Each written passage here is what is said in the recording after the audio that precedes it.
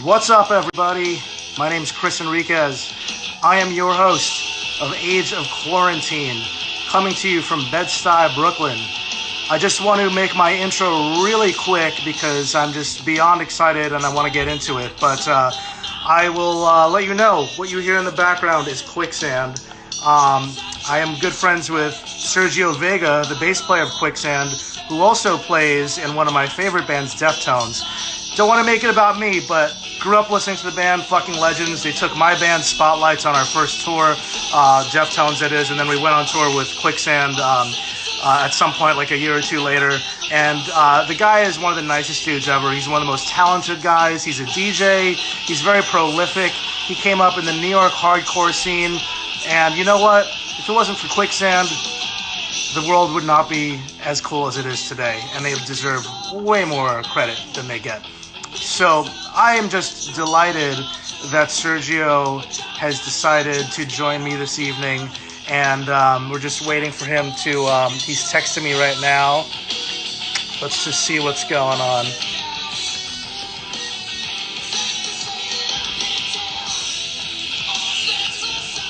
So, looks like he's gonna get on here momentarily, but what is there that we can say about Sergio? He filled in on bass for Deftones very briefly in the late 90s, early 2000s. He then reunited with Quicksand several times and then joined Deftones full-time and put out some amazing records.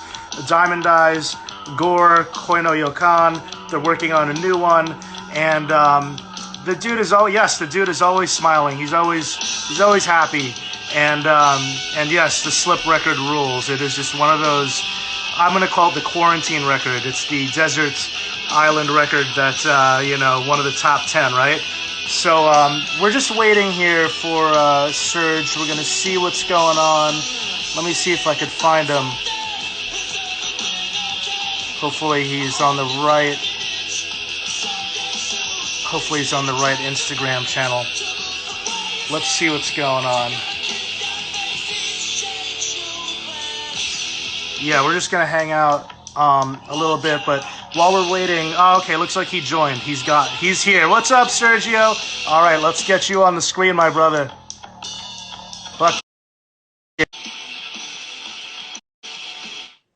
Whoo! Got a little nervous there for a second. What's going on? Yes. What's up, man? How are you? Good. How you doing? I'm doing great. I'm doing even better that I'm talking to one of my favorite musicians, man. Oh, let's adjust this. Let me get my volume cranked. Let's see. Can you hear me good? Yeah, I can hear you. You look great. The room looks great. Everything looks great. Likewise. I'm in the recording room where all the magic happens. Hell yeah. I want to talk about that in a bit because I know you're going to be doing some DJing tonight.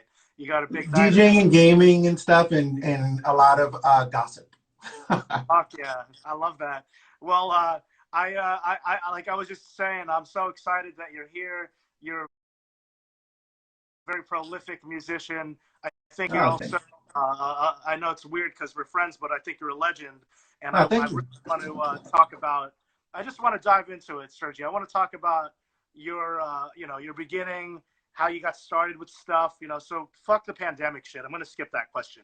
Let's just go into, where are you originally from?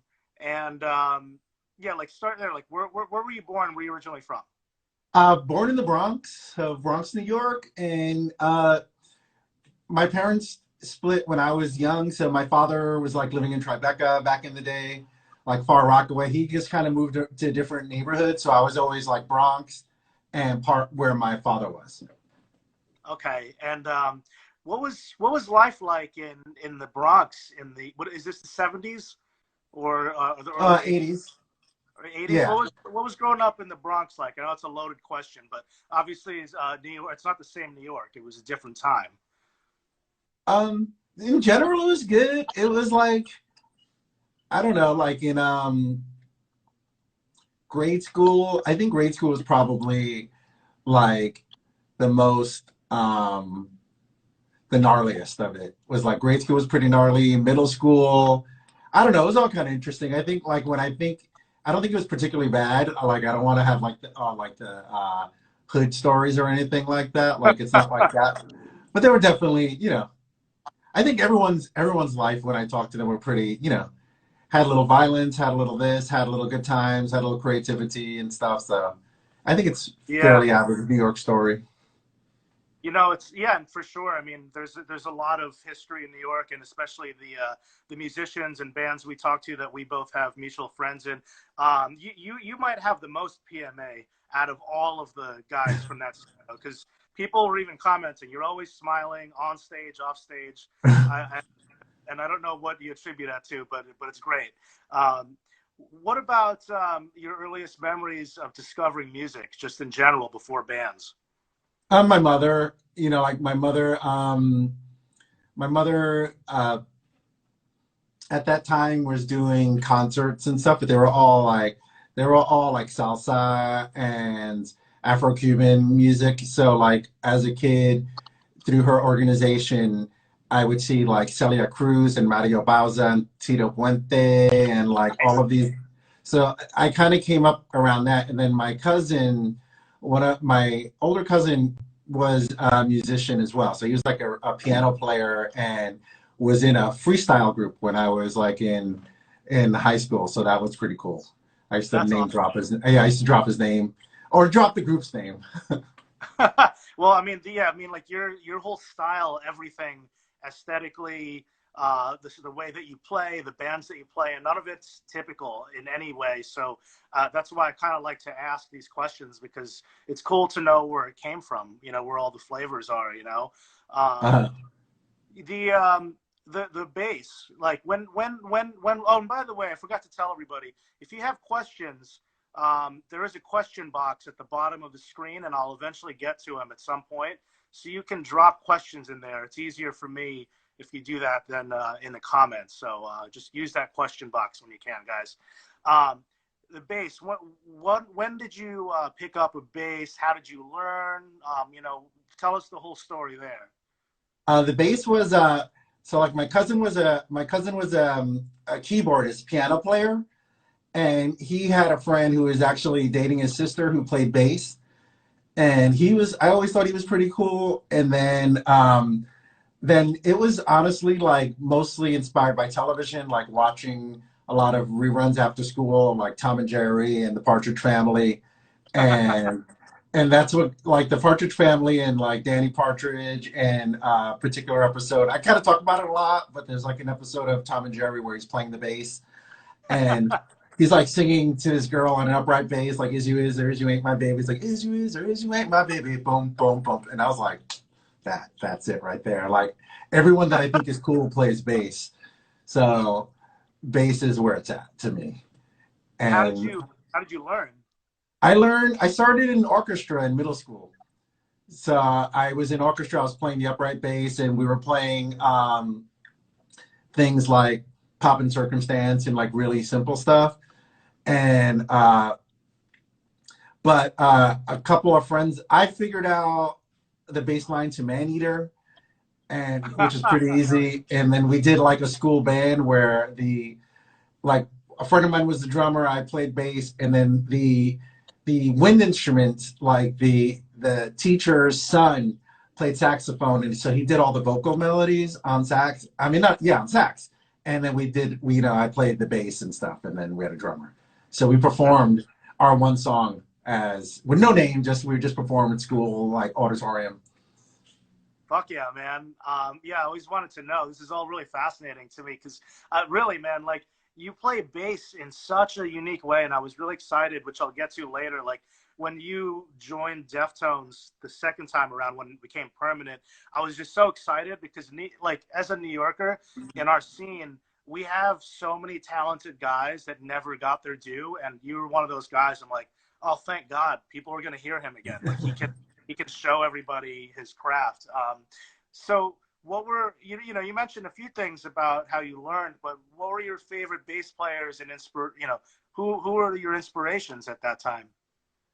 Um, they were like at first really kind of like local, so it's like when I got into hardcore, like when I was playing in middle school, I didn't care about any bass players, like other than the television ones, you know, like Danny Partridge, and that was it. I didn't care.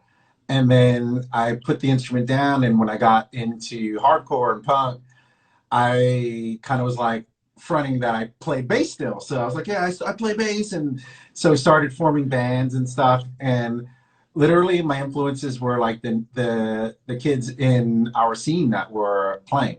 So it was like Harley, it was John Jesse, you know, and like those guys. And then as far as people I didn't know and records, my real earliest and only influence was the Amoebics. Okay. Okay. Yeah. Yeah. Yeah. I wanted to get into that because I saw some pictures of you when you were really punk rocked out. Like, Yeah. and it's like, it's kind of fascinating when you see that because, you know, the hardcore thing in New York, you know, it had a little bit of hip hop, it had a little punk rock, but like when I saw, there's a couple pictures of you circulating, like you were like rocking some like spikes and some crazy, I think you had a mohawk, like some Yeah, I crazy shit did. going on. I did. Yeah, when did that happen? Like when did you discover the local scene? How did that happen? Where were you going? It happened when really young, because like I remember my mom taking me downtown to like the West Village, and I don't know, I don't remember why, but I just remember seeing like punks at that time, and I was like, oh, that's really sick. And then when I was a kid, and you know, like more before I got into hardcore, everything was kind of like factionated to me. I never was like a hybrid person. So it was like one thing or the other. And before I got into punk, I was like into hip hop and freestyle up in the Bronx, and you know, like painted jackets and like, you know, doing like denim and shit like that. So seeing punks was like a natural progression to me of like seeing like, oh, you know, like instead painting an MC jacket rather than like a denim jacket, painting all over rather than just the panel. It just seemed cool. And my family has a visual arts background too, so it seemed cool. And I found out about a danceteria, and then I started going to danceteria by myself because like nobody uptown would go with me. So I was underage, but I started going to danceteria, and then that's kind of what introduced me to what I thought was punk at the time, but it was actually really like goth. So I was like Okay. spending my allowance on goth records, thinking I was getting into punk. Dude, that's really interesting because again, this is all kind of like feeding into what I think we have come to know about you as a musician. But getting the backstory is always cool. Like I, you know, you had a real advantage because of the fact that hip hop was kind of, you know, was obviously invented in the Bronx, and then punk rock was happening and started in Queens, and you know, you're living at a great time where they both really have a lot in common too. It's all street culture and word of Yeah. mouth stuff, so it's cool. When the punk rock thing happened, what were like the venues and bands that you were gravitating towards that you were seeing at the time? I was going to, well, after Danceteria, and then like I would go downtown, and then I made a couple of friends, you know, just like little by little, because it's all like kind of cold meeting people. I didn't have any friends that were into it. And even more so, like my friends uptown were kind of like starting to abandon me. I had to choose, you know, like if you were going to be into this, you're not, we're not messing with you. So I was like, all right, I'm not, that's cool. And so like it was I'm sorry, Danceteer as a club, but I was going to CB's and the Pyramid Club.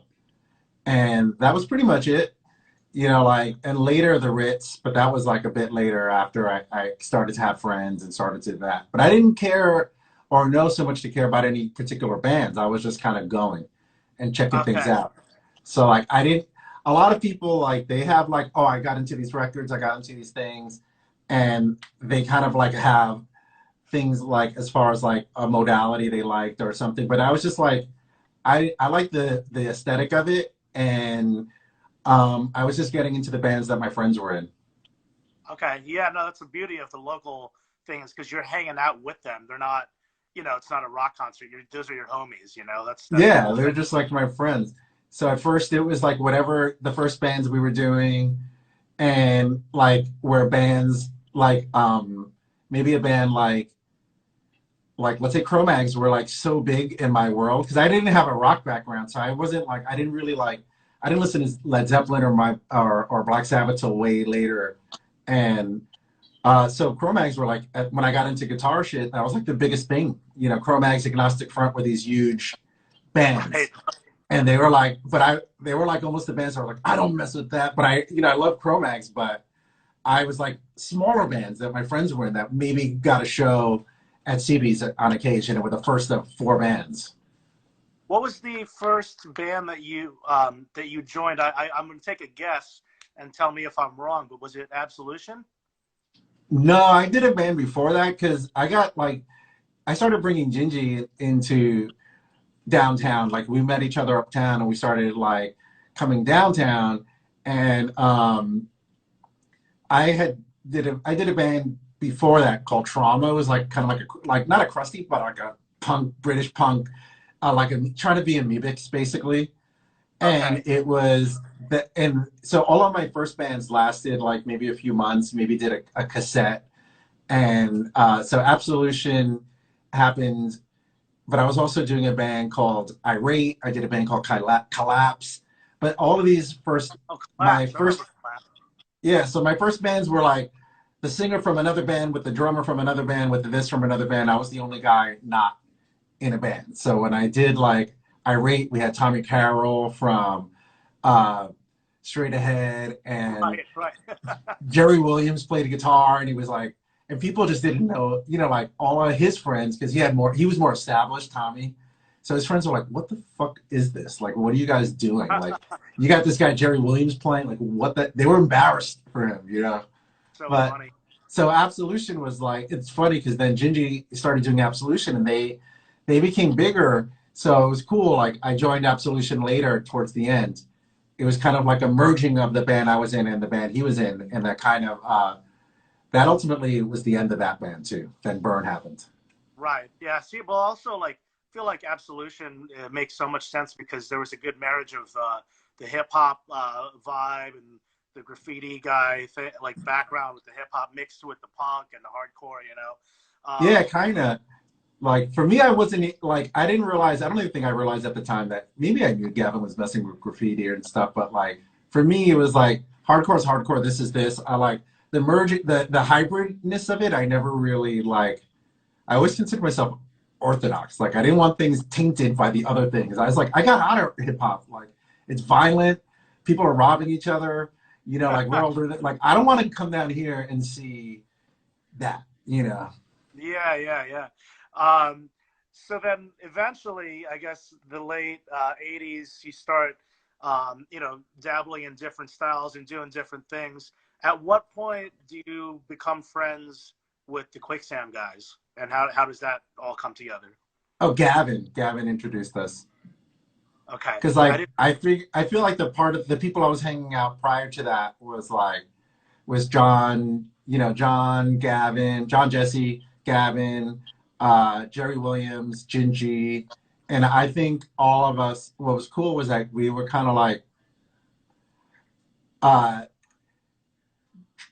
doing kind of different things. Like Gavin's very like progressive with his musical taste or his musical like applications. Gingy was the same, and I was the same, and we kind of had a mindset of like not to be like for the music itself to push, and it wasn't like you should always. The only thing we took, I think, from like the idea of like hip hop and stuff was like doing something different and being fresh.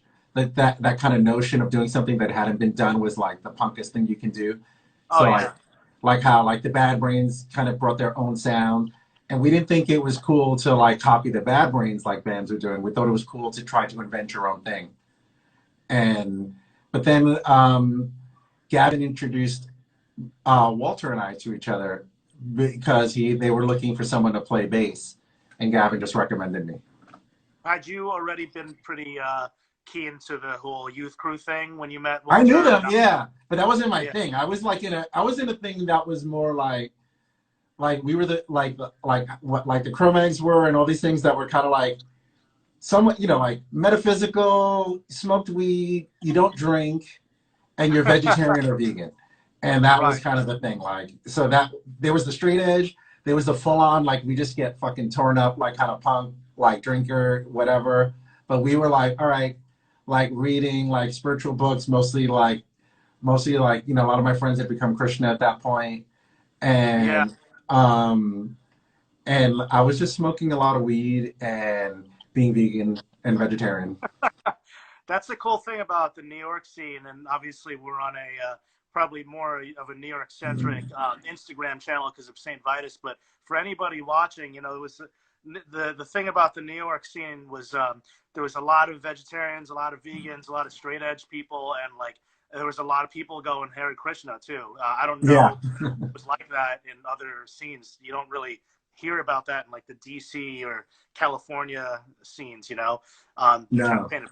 But so when you and Walter got together, I mean, this is my understanding, and maybe you could kind of tell me if I'm right or wrong and fill in the blanks. But I was made privy that like Walter wanted to do something that was like he was listening to My Bloody Valentine at the time, little No. shoegaze, hip No. hop. No, okay. Correct me. You tell the story. Um, what happened was that what what I know that Walter and these guys were trying to do was like they just wanted to break out of the niche of like they had such an insular group that were playing with each other.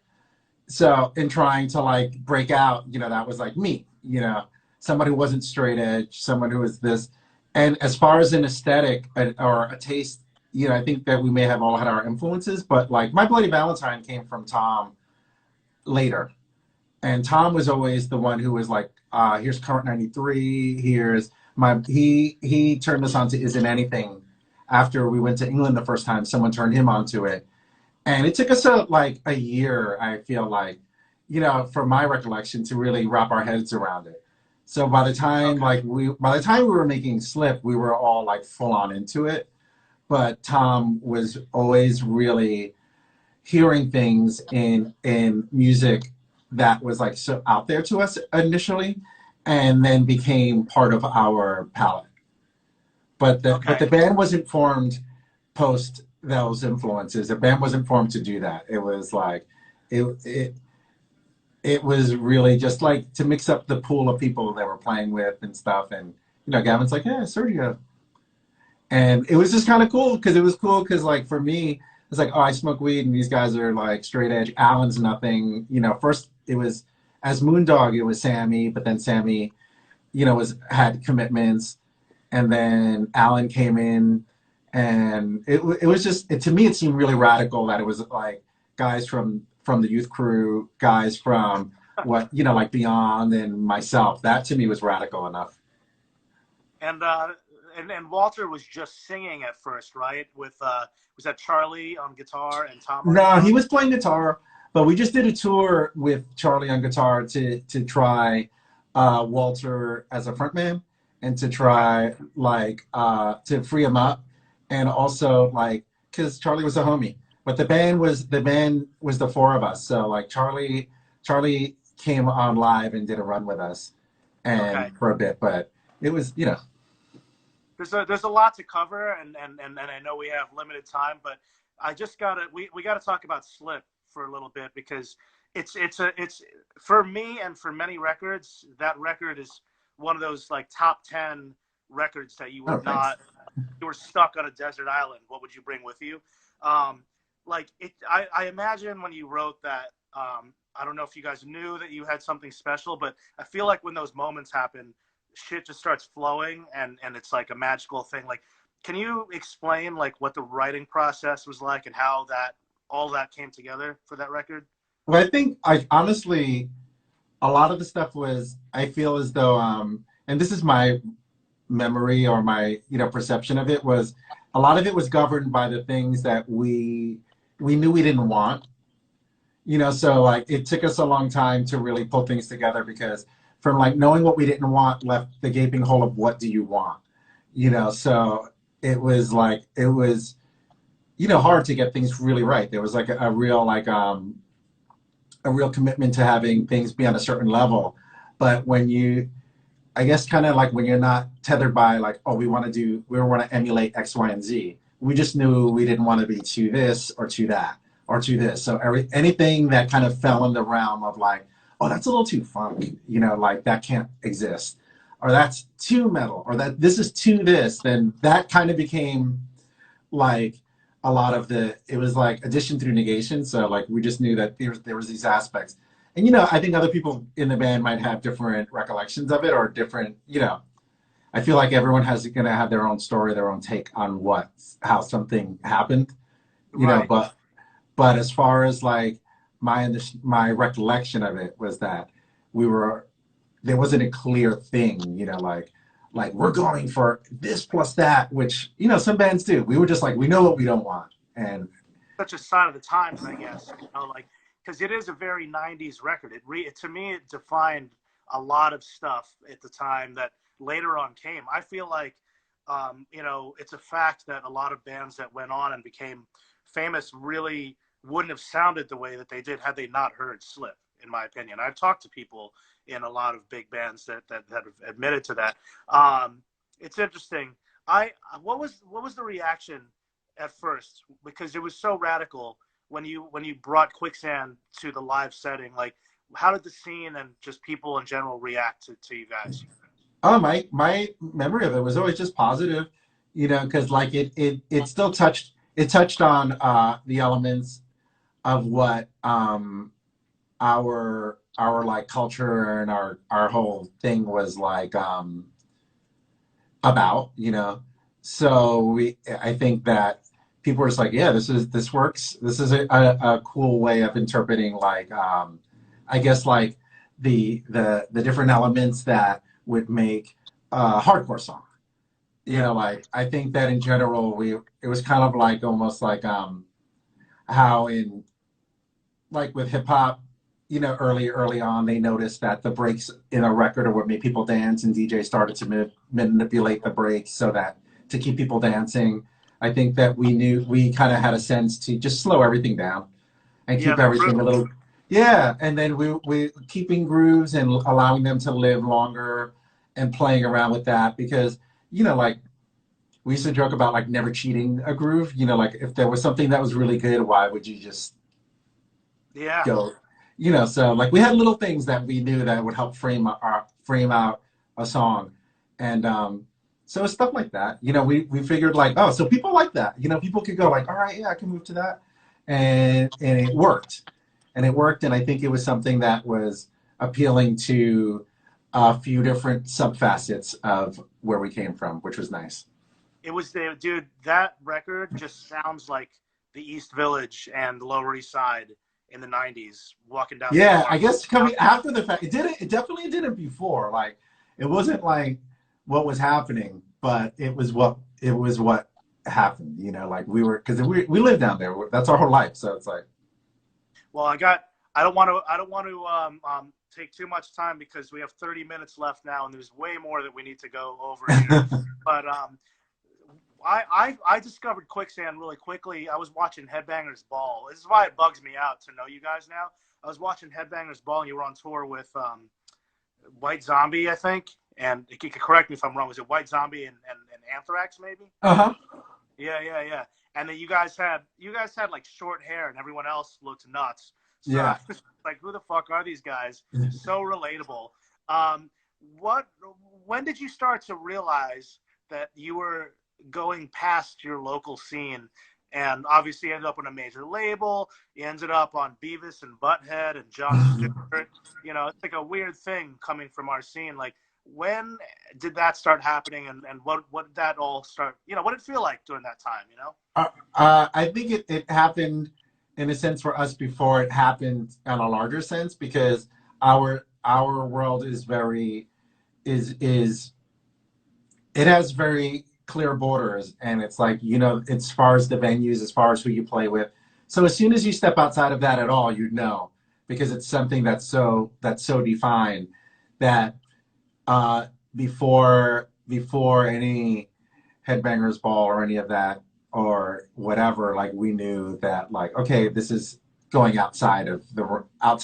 There's only a couple of places to play and a few bands to play with, and when you tour, the places you're going to play with and who you're going to play with. So once you do anything outside of that, then it's very clear that you're going outside and venturing into new territory. So like, you know, like for myself, like it was quick. It was like, it's, you know, like just playing with anyone that wasn't part of our world is like a big deal. Right. And then one of your guys' first tours, correct me if I'm wrong, was with Rage Against the Machine when they were brand new. Yeah. And yeah. And our first ever tour was Shelter and Inside Out. Fuck, man. Oh yeah, you know what? Alan told me that.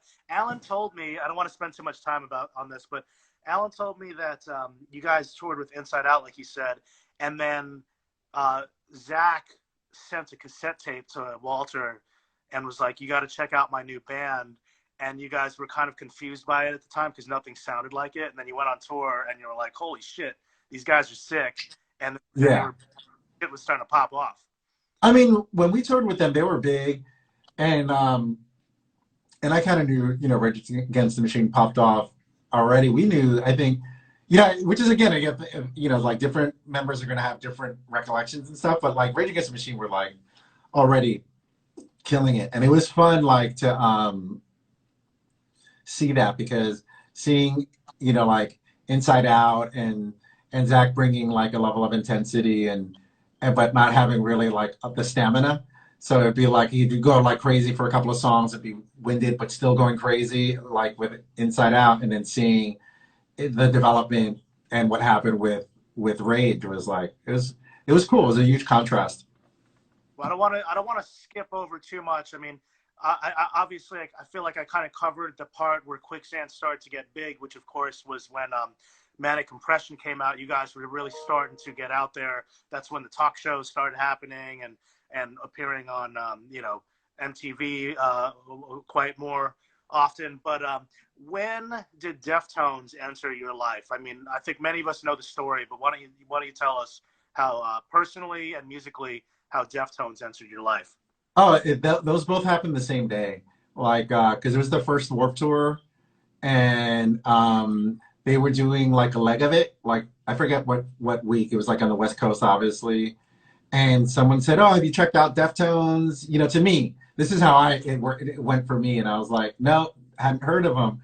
And they go, "Well, you should check them out." And I was like, "Well, are they hardcore? Are they like from our scene? Like, why should I, you know, like, why should I give a fuck?" And then they were like, "Oh no, they love Bad Brains, and they're not from the scene, but they're cool." And I was like, "Okay." And then I checked them out, and at the time, you know, they really had a great energy live, and they had a really nice thing, and you could really hear at that time the Bad Brains influence in the singing, you know, and like not much, you know, it wasn't evident anywhere else. And I was like, "Oh, this is rad," you know. And I went over to their bus, or they were in a Winnebago. So I went over to their Winnebago and I introduced myself. And at the time I was, you know, smoking a lot. I was really into wine and baguettes. And I came over with like grapes and wine and baguettes and a box of cigars to roll blunts. And I had a big sack of weed. And I think they were just like, "What the fuck is this?" I had like braids and gold teeth, and I was like all camo, and they were like, they're like, "What is this?" And that's how we became acquainted. And it was, It you know, makes so much sense, man. It makes so much sense. they were just like, because I was full on like on a tangent, and it's funny because like Azu and I were talking about it earlier, how you get into a point when you're so in a world that the only thing you can do is like to rebel against your world is to say, "I'm not really, I don't listen to this music, I don't do this, I'm into something else that seems like on a tangent." So like at that time, I was like just consuming a lot of dance hall. I had a mouthful of gold. I had long braids and camo, and it was just kind of like, just it was the only way to kind of feel like radical in a scene that was so that, you know, that I was just so, that was my whole universe. My whole universe was the hardcore, and then like post-hardcore. That was it. Yeah, man. I know I've been blowing smoke up your ass, but I gotta say, you reminded me, man. Like, I hate the word new metal, but you were very ahead of your time with the fashion, because I remember looking at you on stage, like, you know what I'm talking about, what everyone looks like now. Like, you stood out in Quicksand. I remember watching you guys at Warp Tour at the time, and you, like you said, you had a look, and it wasn't the look that Walter and Tom or Alan had. Like, the way that you were dressed was like very hip hop, but also punk. It was interesting, and now that's totally normal. But It is. so It's funny. It's yeah, funny. it's weird. totally weird, man. It's funny to see And you those have no videos ego. too. Huh? Yeah, you have no ego about it either, which is great. It's just um, funny. I just, like I'm not afraid to change it up, but I am haunted by lots of photos. Man, I love the grill though and the braids. But so Deftones, you became quick friends with them. Which the irony, of course, is that they're one of the opening bands, and you are high up on the bill at the time with Quicksand, Yeah. which is crazy. And so, what was the story that they eventually opened up on a tour for you? Is that how it all started, or was it the other way around? Like they got bigger and then you guys opened up for them. How did that Yeah, come together? we opened for them like after we disbanded, like we got back together and we were working on a record that never got finished. But during that, like deep into that, we got asked to go out on tour with Deftones. I So remember we that at Roseland. Yeah. Yeah, so we opened for them and that was cool. And then I think it was like shortly thereafter I filled in on a run. They were doing another tour, and Chi hurt his toe or his foot, and they needed someone to fill in, so I filled in. Yeah, right. That was the beginning. And I remember, I feel like that was even on MTV News. That's so such Yeah, a different well, world. yeah, probably. And I know we were on 120 minutes, so I went and did that. That was funny. Yeah, it's like an official fucking announcement on cable TV, you know. So you when you did that, and then Quicksand broke up. You were only filling in for Deftones at the time. Did you stay in touch with them the entire time, or no, not really? Yeah, a little bit, like mostly not on a day-to-day basis, but like we would kind of connect. Like I remember them coming by Lit Lounge when I was DJing one night and we hung out, like just had like run-ins where we kind of came across each other and we just kind of hang out for a bit, hang out for a night. And so stuff like that, and then so it was never like a daily thing, but it was Right. like these moments we had this kind of experience. Shout out to Lit Lounge. That's actually how we met, because we were young hardcore kids and we couldn't believe that Sergio from Quicksand and Chaco from Orange Nine were chilling at the bar, and so we were like in our early 20s, like bugging out at the time, man. But so you did like a solo project in between. Like I want to find out what you were doing between when Quicksand broke up and then when you joined Deftones. Like what were you doing musically that you can share with us? Oh, well, at first I was kind of like, I don't know. Like at first I didn't do anything at first. I just kind of was like, all right, cool. I'm gonna get a job and then just whatever. Like, cause I wasn't really tripping on having to work. Like coming from our scene, it was like, you're kind of used to working and having a job. It's not like I didn't feel too good for that. So I just wound up working at Coney Island High, which was pretty funny. Cause I was like a bar back because I couldn't bartend. And so I was a bar back, and it would be fun to see people kind of just shocked that I was bar backing, like a week or so after Quicksand. I come up I with can't believe that I missed that. and I was like, yeah, I was a bar back. I was like, yeah. I was like, what do you think? Like you think of like, you just like, of course I'm going to work. But then I kind of like, I forget how it came about that I just made a solo EP, and Scott Weingard from Texas Is the Reason had a label with another friend of his whose father worked for like a record label, and they had a label called Grape OS. Yeah, I remember. And yeah, so I did an EP with that, and then that kind of like that had Charlie Garriga, had Jimmy Williams, it had Chris Trainer, it had like a bunch of people doing like little bits and pieces, and we did some run. I did some runs like that. I did a tour where J Majesty was kind of like a band. They played a set, and then I came out and played and picked up the guitar, and then we played as me, and they were the backing band. Okay, that's awesome. I saw it once at Wetlands with I Jimmy felt- from Maximum Penalty on drums. I remember, yeah. Yeah, we had that, but then like a fun tour was like kind of because at that point I was like living out like my singer-songwriter acoustic guitar fantasy of like, just like, yeah, I want to do this. Like, you guys play your set, and then I can come out, and then I'll do a set, but you still the band. You know, y'all, I don't have a band. It's just me. And they did it. So that was hella fun. But then, yeah, we did shows with Jimmy. We did, and all the, you know, different kind of people helping out. And then it morphed eventually to become a band called Champions of Sound with me. And so it was Chris Trainer, it was myself, it was Sybil. He brought his wife into the band, and she was playing bass. I was playing guitar and singing. And then we had Charlie playing drums, who was in the Americans with it. So that was fun. That's awesome. All right, so we got 20 minutes left, and there's so much more I want to talk about because I do want to get to the DJing stuff, but we barely touched on. Yeah, there's a lot. There's a lot. It just goes by so quickly. And I'll promise that I will try to get to the questions, guys. I see it in there, but we only have an hour and we get kicked off. Yeah, I see I have friends out there too. I see them there. Yeah. Also, real quick, if you just tuned in, which some of you did, this will be on my YouTube channel starting tomorrow. If you just look my name up, Christopher Enriquez. When you were asked to come in and play with Deftones after Chi had passed, R.I.P. Obviously, you know, horrible situation. Were you aspiring to be a full-time musician at all at that time, and did you ever think that would happen, or were you like, whoa? Because as an outsider, it was like, holy shit, like Sergio is back and he's doing some crazy shit, nuts, you know?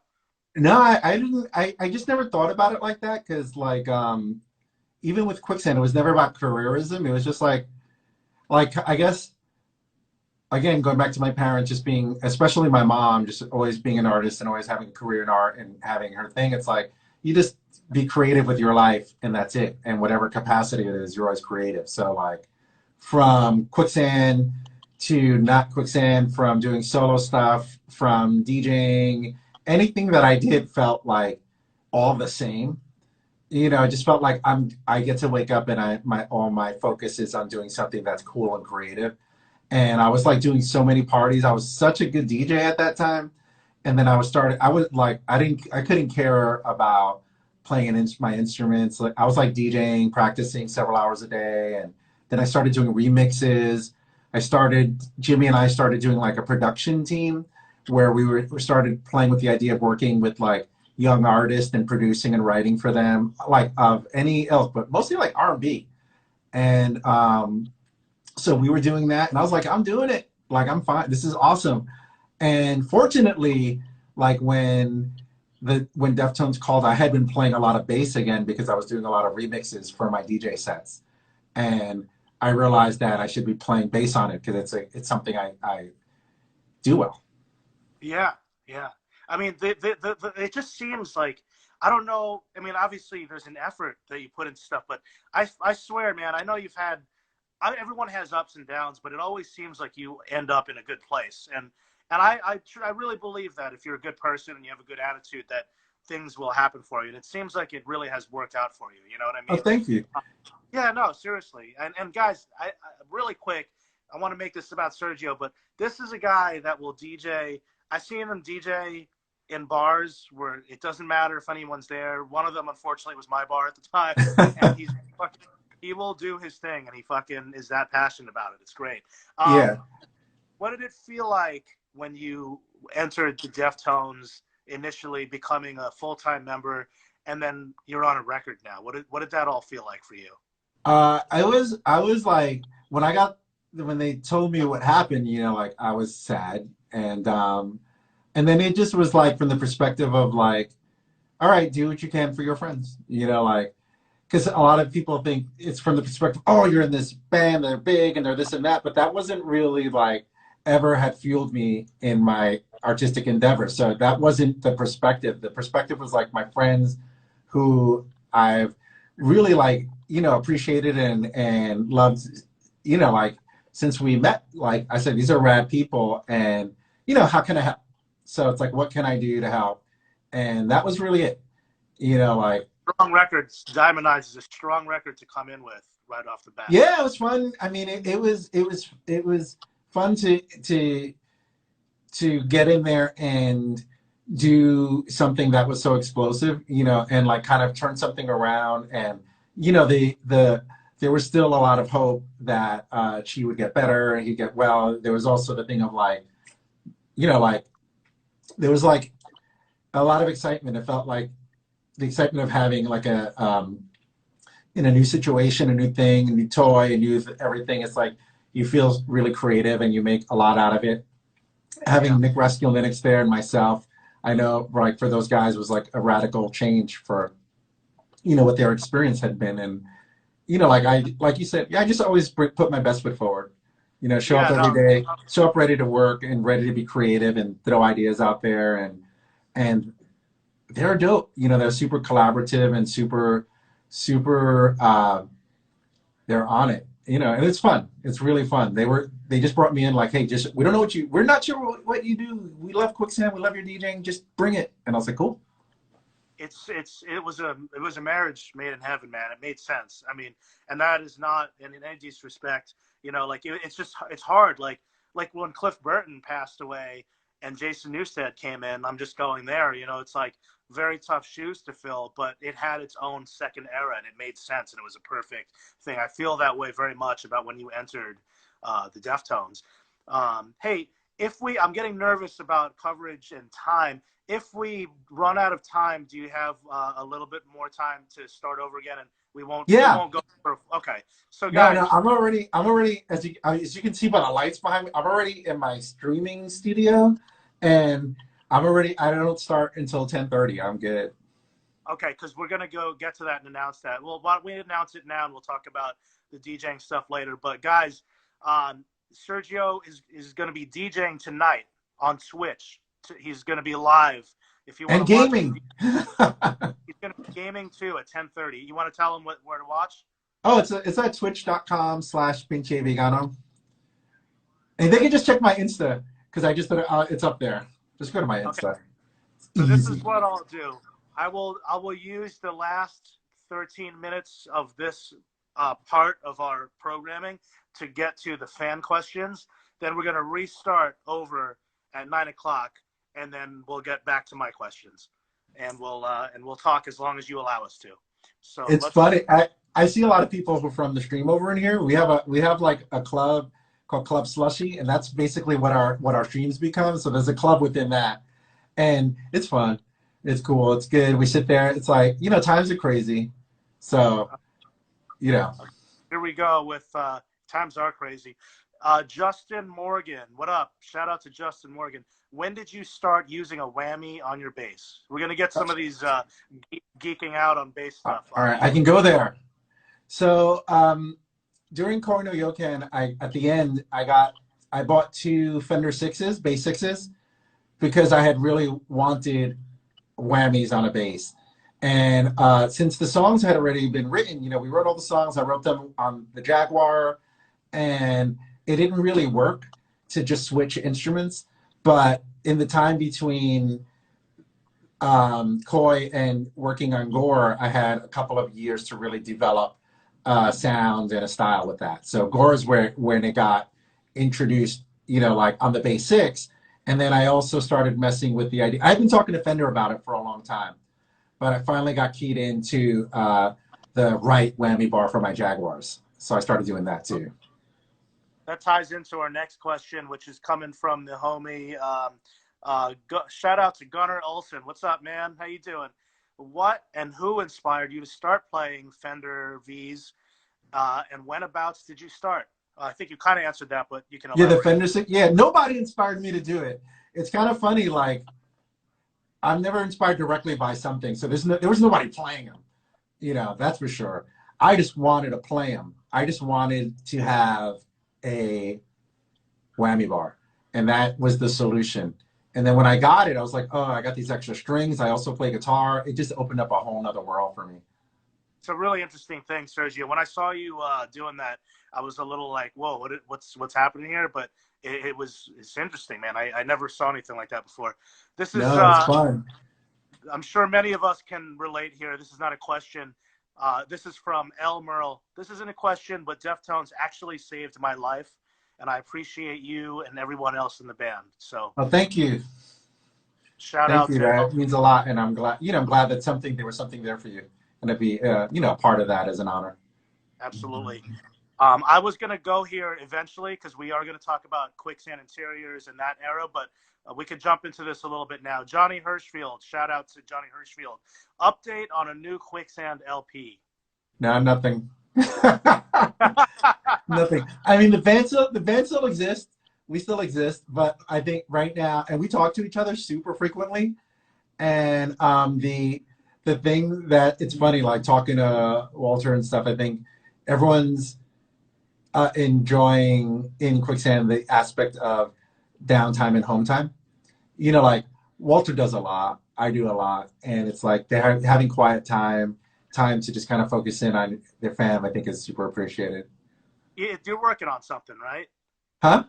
You guys are working on something though, like kind of. No. Not even. Uh-uh. Okay. All right. So we won't go there. All right. So we do have 10 minutes left on this part of the stream, so I'm going to keep going. So at some point after you, well, you did a couple of Quicksand reunions, which we talked about. Before we completely go past the earlier era of Quicksand, I'm just going to go back a second. You made a record that never came out. Some of those songs are on YouTube. I had it at one point, and it was fucking sick. And I know some of the songs ended up on the Rival Schools record. But is that ever going to see the light of day? What do you think? It was no. No. No, I think Okay. yeah, there was one. I think it's one song that wound up. Like the one of the ones that Walter generated wound up for Rival Schools, and so but I don't see it.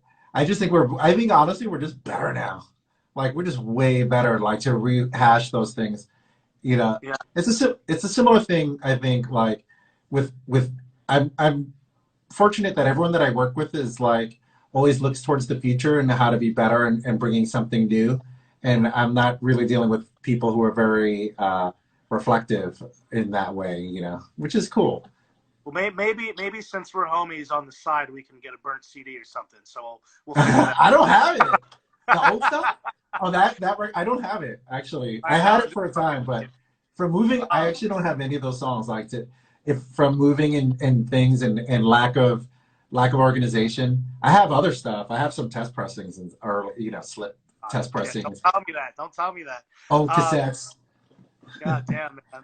Yo, we don't have to focus too much on the unreleased Deftones stuff, but I was there when you guys played the track for the first time that everyone has been waiting to hear from the unreleased record, and it was really beautiful, man. It just sounded, when I heard it, it sounded like familiar almost, even though you never heard it before, like a classic or something, man. So yeah.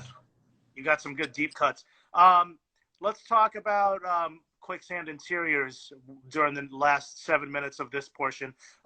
You did a bunch of reunions. You eventually made a record. What was making that record like, and what was the songwriting like? Tell us about it. It was fun. We spent a long time on it. Like, I guess without getting too long-winded, like it took for us this time around, writing songs wasn't a problem. It was more like finding something that fit into what made sense as us in this time. Like we felt like, all right, if you're gonna be apart for 22 years, I guess, like at the time it wasn't, because we spent 4 years on the record. So it's like, but if we're gonna be apart that long, it shouldn't sound like a third record. Like, why would you wait that long to make your third record? Like, what would it be like? What would your seventh record be like? What would your eighth record be? Like you have to really do something, but that shouldn't be so crazily different that you might as well call yourself something else. So I think that was the challenge. We had a lot of songs and a lot of song ideas, and we were really good on top of like documenting them and like I had them all organized on hard drives by dates and places that they were written, and so we had a lot of stuff. And when we finally had like, I think the song Illuminant, the first song on the record, was the one that became like the cornerstone, where we're like, this kind of like sounds like what we should be sounding like now. And then you could relate everything around that. So certain things, like certain songs that were written long before made more sense. certain songs didn't, you know, and that kind of helped. We needed something to build around. Yeah, man. I mean, and there's a lot of pressure too from being, being absent for so long and not having new material. That's like, I don't know if that affected the writing process at all, or did you guys kind of not give a shit? Like, this is about us and our band. Like, we're not. Yeah, you can't go from there, or else you just make some weird reactionary record that's fan service. Like, Yeah, yeah. but you have to be true to certain things, elements of what your band is, or else you have to have another name. Some people might say, I would use the comparison of like Nate Mendel being in Sunny Day Real Estate and then being in Foo Fighters. Like, you already have a full-time band that's really successful. You're certainly busy doing stuff. I'm so glad Quicksand got back together. Obviously, the fans are too. But out of curiosity, like, what was the thinking process of getting the band back together and making a record? Like, did it just mean so much to you to bring something back from your early days? You wanted to revisit it? Not really. It was more like, it was, I don't know. I guess speaking for myself, it was like being around Deftones, and like they had been around and through so much and they never really broke up. And then for myself, I was like, we haven't even been through that much and we're all pretty much friends. Like, why did we, like, I mean, I know why we broke up, but it doesn't make sense, from my perspective now. And like, I was like, why? And then, Walter and I were talking and decided that it'd be fun to play a couple of shows. And for me, it was as much as like, it would just be nice to have that. If we have a couple of shows and it feels good, it's like, Deftones really inspired me to say like, oh, these guys just kind of just make music. They don't, in whatever they're going through, they just keep doing it. And it's silly to have your help and not for no reason, and then when we did those couple of shows, the guys in Deftones, our producer at the time, Nick Raskulinix, and then subsequently, like the management and the crew, everybody was like, you guys should make a record, you guys should exist. And I know that Walter was getting the same thing from people around him. Oh, probably for decades. So he was getting, I mean, we were, but it's like to have the people that you're playing with making an album at the time to say, you guys should exist. I think that was really, said a lot about like that, about them, like, and then to have, next thing you know, like we had an infrastructure and the people around myself and the people around Walter kind of all were like, we are with you if this can happen. And we just enjoyed it. Man, I'm so happy it came back and appropriate for the St. Vitus channel. I could speak on behalf of the club and many people that were there. Best New Year's Eve ever was when Quicksand played at St. Vitus, and you guys played that. But man, there's a framed photo of that at the club. And that's a prized possession right there. But yeah, check out it's probably not the same, but go on YouTube and look up Quicksand at St. Vitus on New Year's Eve, man. That shit was fucking crazy. Okay, why don't we just restart? Because we're going to get kicked off in 2 minutes. So we'll pop off, and then we'll go back on. Same thing. On this channel? Yeah. Same thing. So we're going to end it, and then I'm going to go back live again, and then you're going to hit request and come back on the screen. Perfect. All right. I'll see you in a second. Peace. Let's give him a second here while the internet does its thing. He's back, baby. Back. Hell yeah. So we were talking about Interiors, and then there was a B-sides record. All right, so we talked a bit about Quicksand and Deftones. We'll get back into that, but in between all of that, you're DJing. What kind of stuff are you DJing? Give us the backstory on you as a DJ, so that we could also, and then people can watch you tonight, and it'll be good to set that up. I mean, like the lit thing, open format. It was just open format, just doing whatever.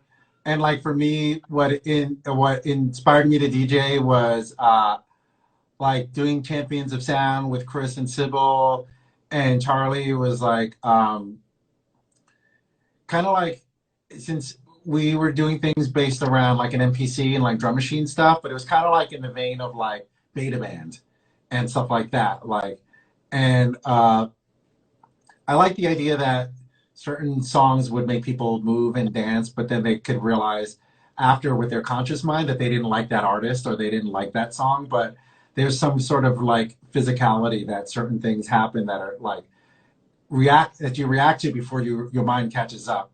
and that was always interesting to me. So like doing open format DJing was fun because it would like I could sneak in things and do things that when I became good and can blend and mix, I could take things places, and I would catch people like dancing, like so I can play Fugazi and then I can like blend in reggaeton, and then like I could watch this punk guy keep dancing, and like or this other person dance to something I know they don't like, they shouldn't like, they don't like it, but it's like too late, like it caught you, and that would help with Yeah. songwriting, you know, because like that was my whole thing, and then like watching people, keeping people around was the whole thing about DJing, because if they don't know who you are, and you have to keep them there, so it's like it's really fun. It's stressful actually, but fun. You like a lot of freestyle too, right? That's Oh like yeah, always part. Yeah. I play Yeah. anything. Like I mean, I literally will play anything that works, you know. Yeah. And like when we built up parties, you know, Chuck and I, we did lit for like 3 years, and it was open format, but it was really about like not a block of this and a block of that. It was a song of this, a song of that, a song, and it was, for me, it was all about blending all these things together. So like the technical aspect and keeping it moving and really keeping people from leaving. Especially in New York, you have to like there's so many options. So if they don't like you, they're gonna bounce. Yeah, no, that's a cool challenge of being a DJ for sure, because you got to get everyone dancing and staying in the club and spending money, because then the clubs wait, you know. They And have to you they have to that's the whole thing. They have to spend money at the bar, and they have to tip, right. or else your party's a failure. Yeah, and you know, Sergio does. He doesn't exploit his bands when he DJs. He goes under the radar, man. So like it's very genuine, and I respect that. You know, because a couple of times I went out, you didn't put the name of your band on the flyer. You No, you just have to know. be good. Like I mean, and also like, you know, you have to build up a name for yourself as and I was DJing long with no bands, so there wasn't a, you know, what's there to say. But then even afterwards, it doesn't, you know, like I built up my name. Yeah. That's it. So like after I was doing like Max Fish, after, you know, joining Deftones, there was no point in putting a band on it. People already knew, and my party was already successful. So I love the vibe that everyone in Deftones has, recreationally when it comes to DJing and playing music and partying. Because as someone that's exposed to it, I can say like, you know, you always DJ'd, like, you know, back in the day at Lit, and then you were still DJing a lot through, you know, between Quicksand and Deftones, and still today. And then backstage on tour with you guys when Spotlights was with you, before and after, there was always DJing backstage. And even like when so my band Spotlights played in Sacramento last year, and Abe came out, and we went and watched Frank DJ. I'm like, man, these guys just love DJing all the time. It's great. Awesome. oh So yeah, and they're incredible. yeah, fuck yeah, man. So when you went on from Diamond Eyes, I guess, you know, you were at that time when you were doing Diamond Eyes. Was it like you knew you were permanent at that point, right? I didn't. I never came from that perspective. You know, like there's like way. You know, like some if with some of the questions and some of the things that people are or perceptions of like what my experience was, if I, which is they're valid, but if I looked at it from that, I would have it would be really like mind warping, and you know, just got to keep things really basic. It's like my friends need help, and they've entrusted me with something. It's an honor.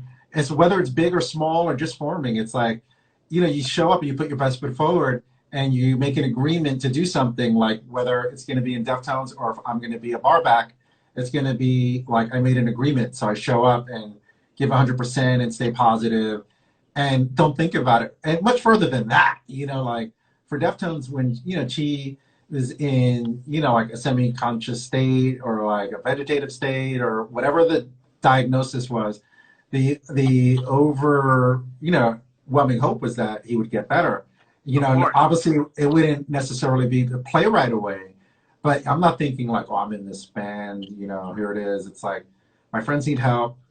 What do you need? I got you. What do you want to do? You know, okay, you want musical input too? Awesome.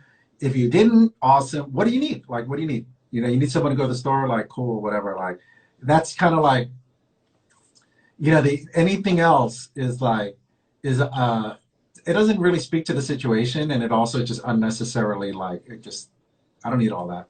Yeah, I think, and what I get from all that too, is just humbleness. Again, humbleness, being a good person, giving it your all, and not being swayed by anything, and just doing a good job and being a good person. So I think that takes Yeah.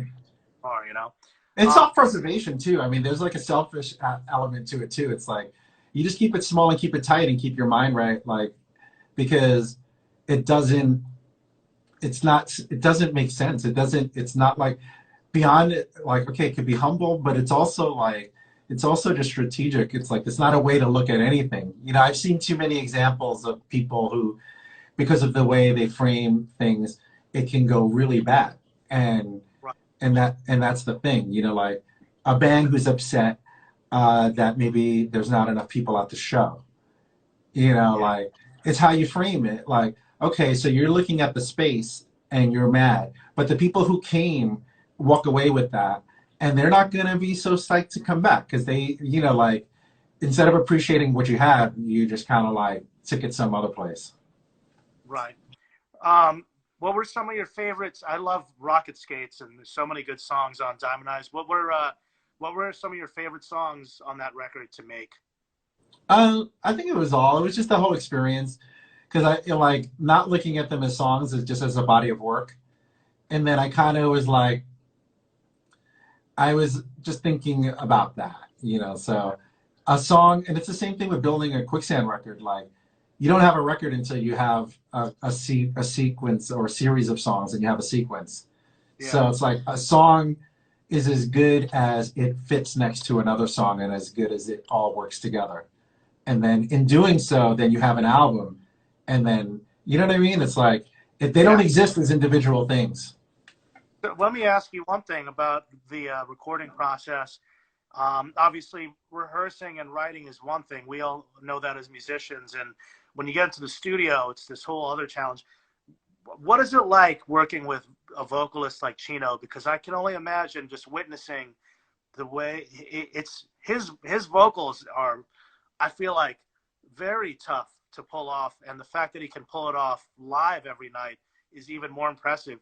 Is it just as impressive to just sit there? Like, what's even like witnessing that in the studio? I don't know.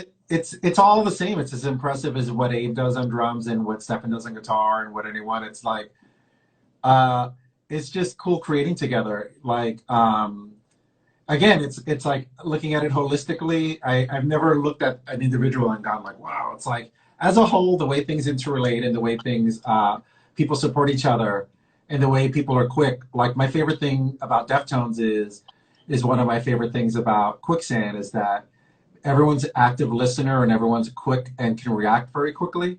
So like if somebody has an idea, you know, and other people like it, it's amazing to see how fast they can come up with something really cool to complement it, or decide to just match it and then take here's a B part. Like so, coming from everybody is like really interesting because not everyone can do that, can react on the fly like that, and to have that is really really cool. Yeah, So it's I a, look it at is the everybody, man. yeah the voice, you know, like every in my mind, everyone is voicing something, whether it be with their mouth or a stringed instrument or a percussive instrument or keyboards. You're all a voice, and they're all like bringing something, and everyone has to bring something really cool to make it exist. You Yeah, know, so that's the thing that is really like, oh shit, like look how fast something can come together. And also what's cool is like the confidence that the band has to say, oh, we got this, this is a song, it's done. yeah. No, I and like you said, everybody in the band is stands out on their own, which is not something you can say for every band. Sometimes it's not like that. I want to give a shout out to Frank, especially just because like I feel like he really reinvented the way you can be a DJ in a band that no one else has matched to this day. So shout out to Frank. It's amazing what he does for you guys.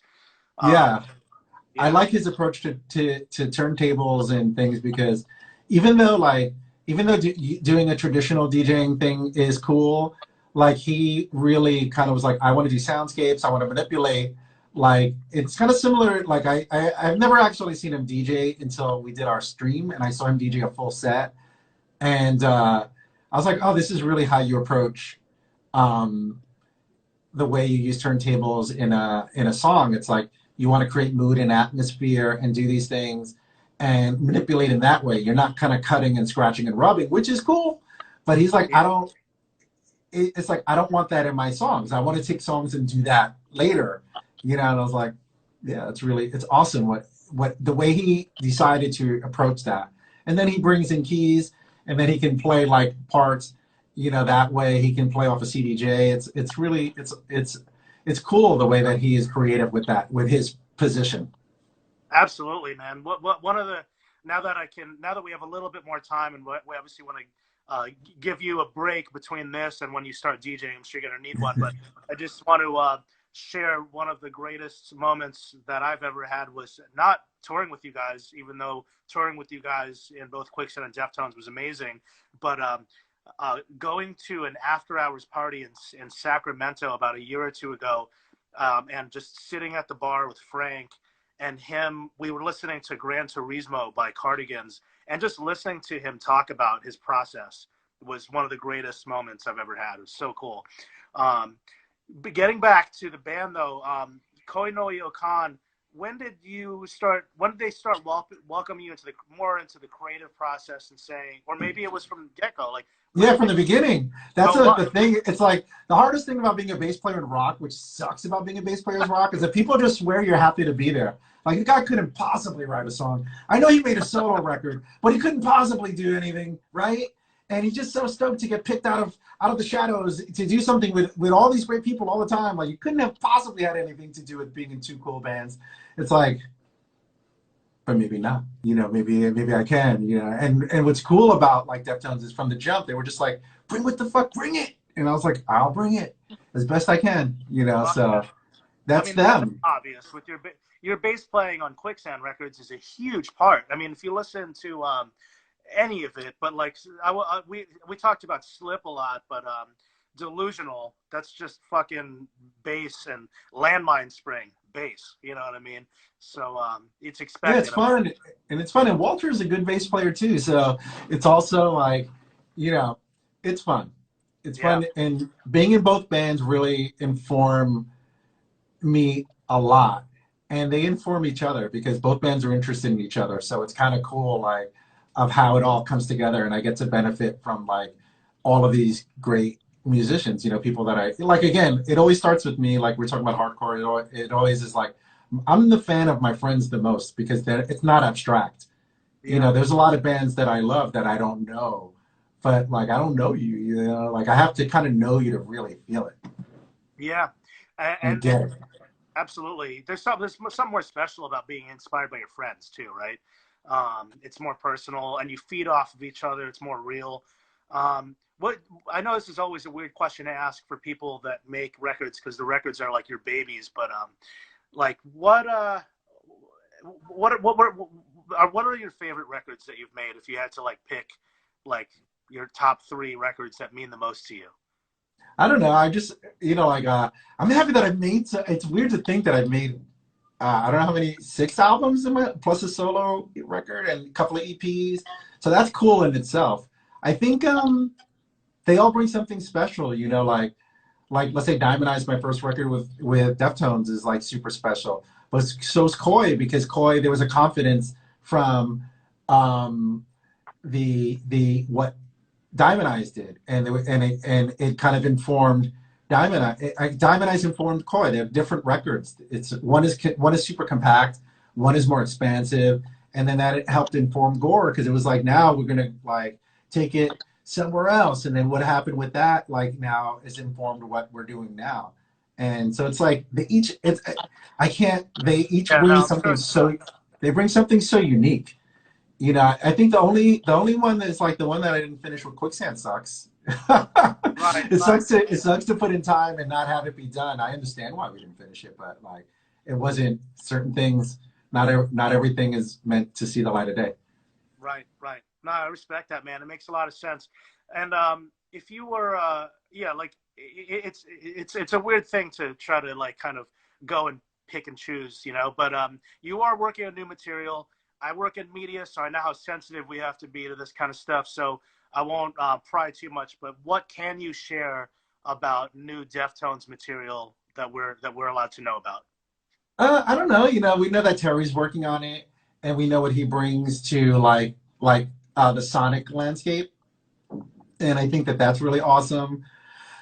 Um, and it's hard to say how you know, because it's funny. Like when I first started streaming, I'd be like, "Oh, play a clip or do this or share something." I'm like, there's not too much to share verbally, and in a way that I feel like colors it in a way that makes so if you first hear it, you know, it's gonna be. I don't want to say, "Oh, it's this plus that and a mix of that." It's like hear it.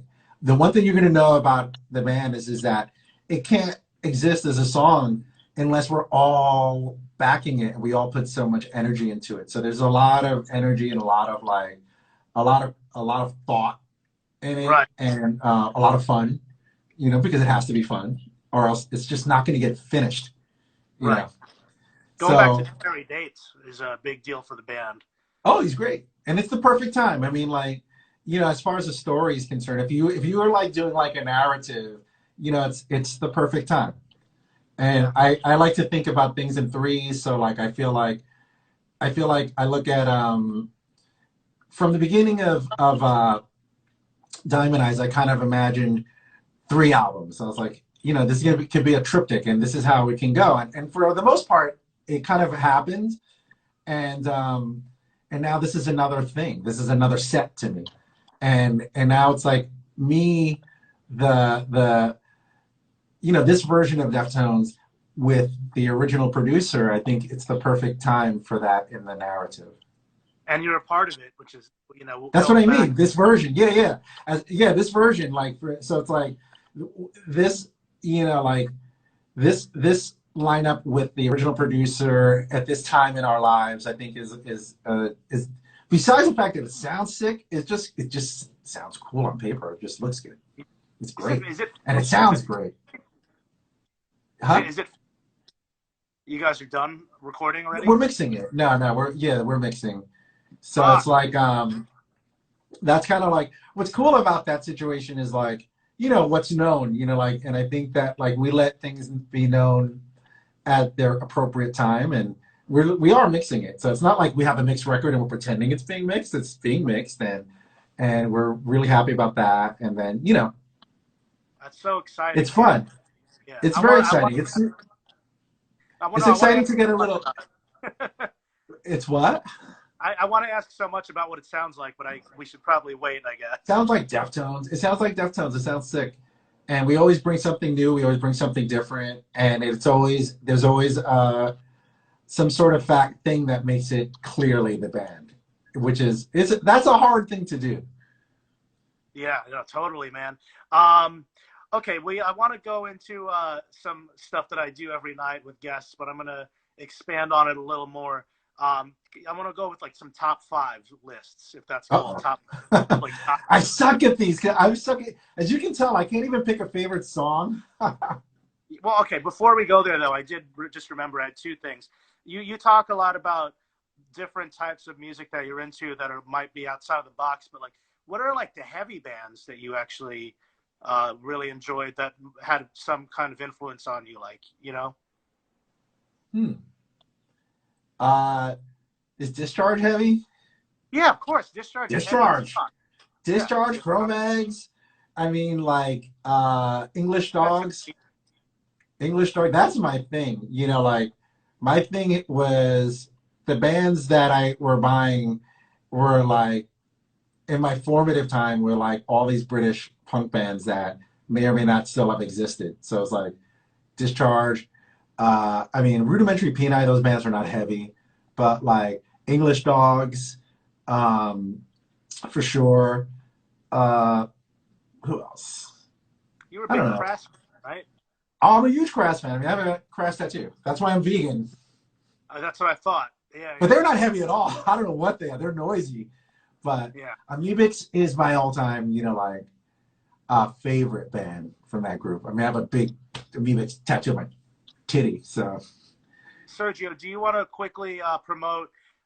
You are vegan, and there's a cool episode, by the way, guys. If you check out John Joseph's YouTube channel, John Joseph from the Cro-Mags, of Sergio having dinner with John, and you guys talk a lot about punk rock and hardcore and shit. yeah.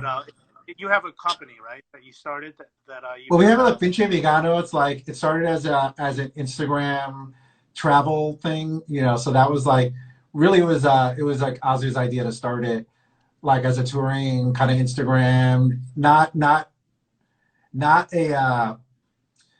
a review, but more like expose, So you're not gonna get like, oh, it's this or that, But she was like, bro, you're like traveling and playing Pokemon Go all day. Like, well, why don't you do this? But you're eating vegan food and throwing it on your Instagram. Then like, why don't you start an Instagram and do this? And I was like, okay, that sounds smart. And then it expanded, so we started doing merch and started to get into like messing with recipes and all of that.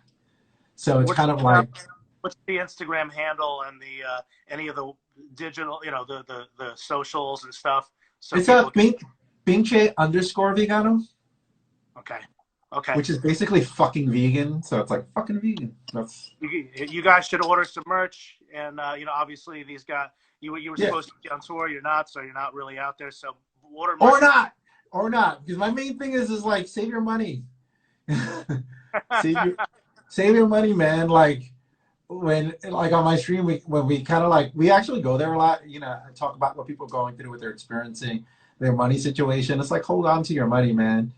If you got extra money, check on your family and then check on your friends. After all of that, if you still got a couple, if you're like that, then grab a shirt. But there's like times are crazy. So, the last thing I want to do is for people to, No, I understand. And that's very Sergio of you to say. And I mean that, again, going back to you being a good guy. And just, not that I'm rich. I don't even know if I'm that good a guy, but like, just don't just keep it tight so people don't have to, like go wild and start robbing each other. Like keep your money tight, keep your friends okay. We also don't want to discourage anyone from it because somebody just commented. So we're at Nowhere Girl Beauty wants to know, can we order merch? The answer is yes, you can. Yeah, totally. Yeah. I think so. I actually I need to call Merch Direct because I think about like, God, like people in an age where people need to be like social distancing and people need to be apart. Like it's kind of tough that like when I think of certain jobs and certain things that are functioning and where again, people need money, but at the same time, people need to be alive and we need to get through this, Yeah. Shout out to Merch Direct. Shout out to Justin Beck and Glassjaw. Okay. Let's go with the top fives. Top five New York hardcore records. Go. Ooh, I don't have any. Don't disappoint me, man. Come on. I don't, because like everything I was saying is like it's gonna be my friends. Like whatever Absolution put out, whatever fucking Burn put out, whatever Nausea put out. Like let's get 5 of those. I don't really like. I just don't function like that. Like I don't. It's. Hold on a second.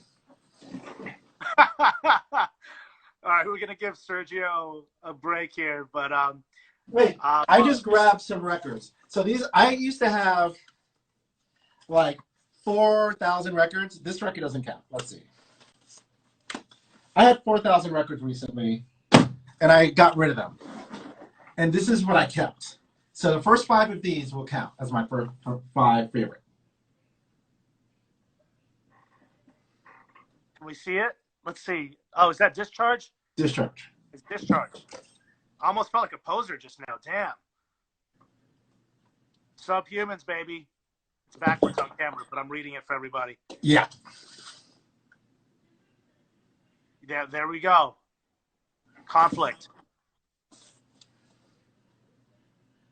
Crass, baby. Crass.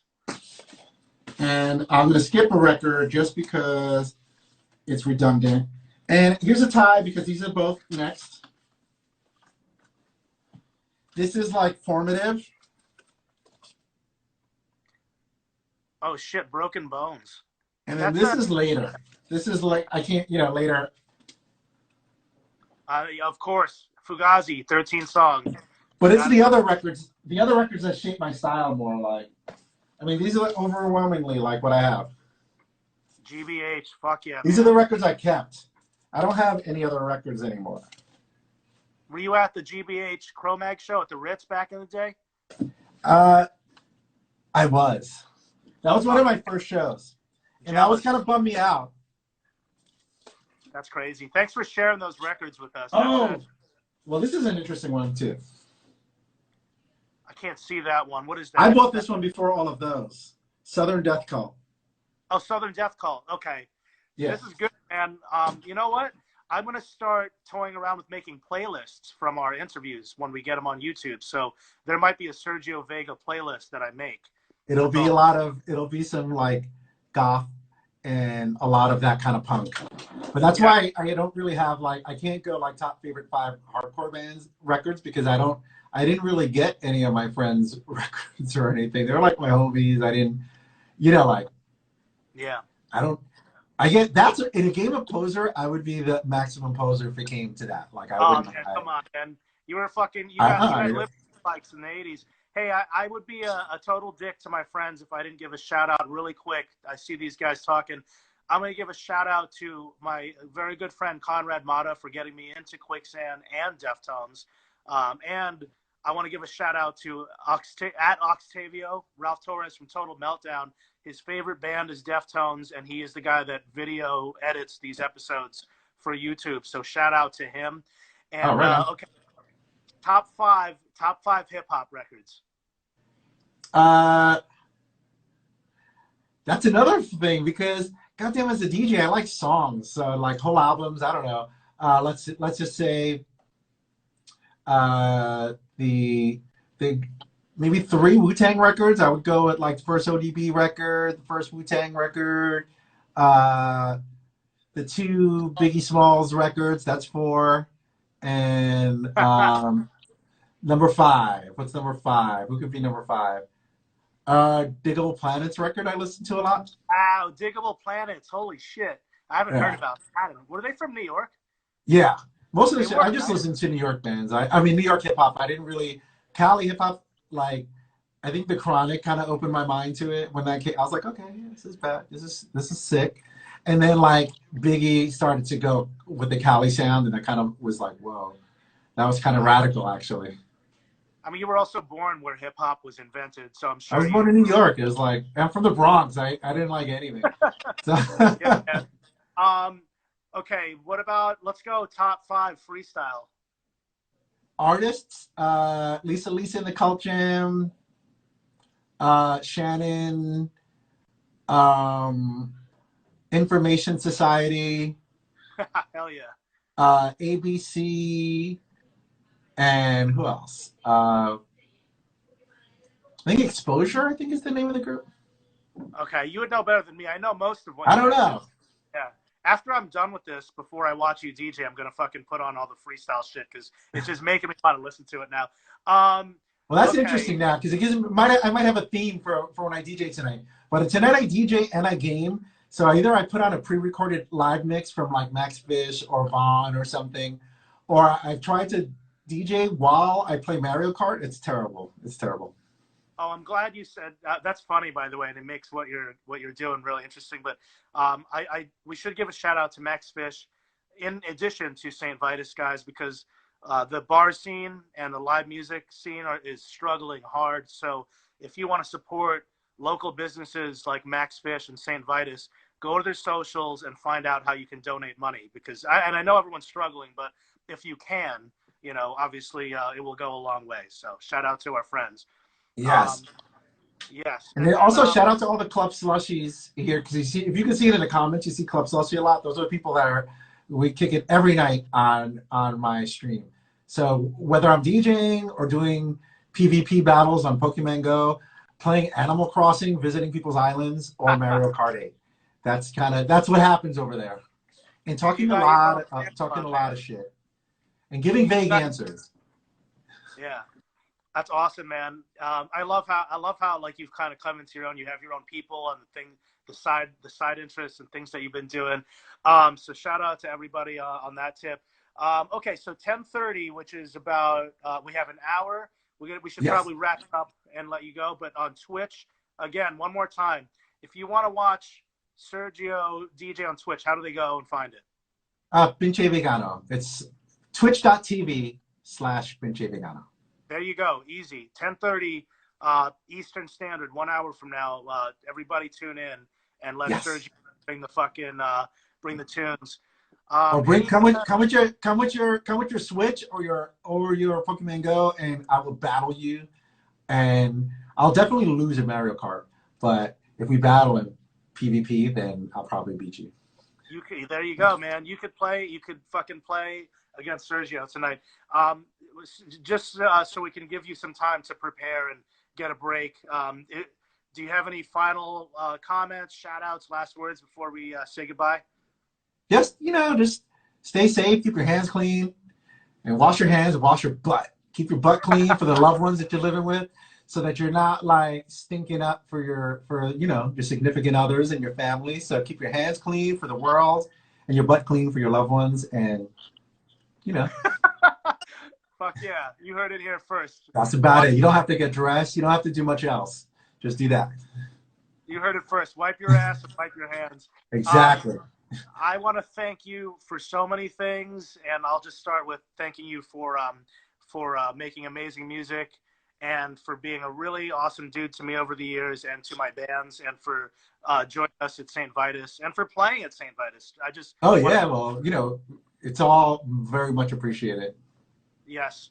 Well, I'll be tuning in an hour, and I can't wait until I get to see you in person one day. Again. Exactly. We can chill. We can drink some soda water and freaking chill. Absolutely. Send my best to your lady, and send my best to your. And for sure. Yeah, thank you for having me, Chris, man. Really love it. Got my brother. All right, peace. Later, brother. Guys, that was fucking awesome. I love Sergio, and I love Deftones, and I love Quicksand.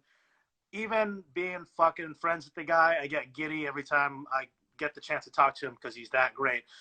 If you missed the episode and you want to watch both portions of it, it will be on my YouTube channel at some point between tonight and tomorrow.